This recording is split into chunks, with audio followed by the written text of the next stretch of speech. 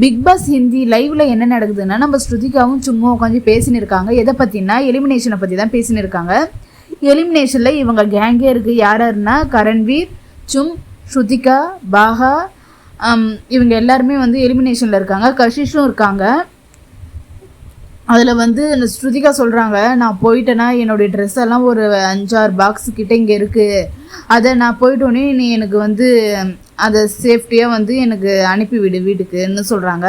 அதே போல் சும்மா சொல்கிறாங்க, என்னுடைய பாக்ஸு இங்கே அதிகமாக இருக்குது, ஒரு 7-8 இருக்குது.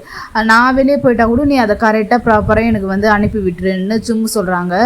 ஸ்ருதிகா தான் சொல்கிறாங்க, இல்லை நான் தான் போவேன்னு. அதுக்கு சும்மா சொல்கிறாங்க, நீ எல்லாம் போகிறதுக்கு வாய்ப்பே கிடையாது, நான் தான் போகிற இடத்துக்கு மேபி வாய்ப்பு இருக்குதுன்னு சொல்கிறாங்க.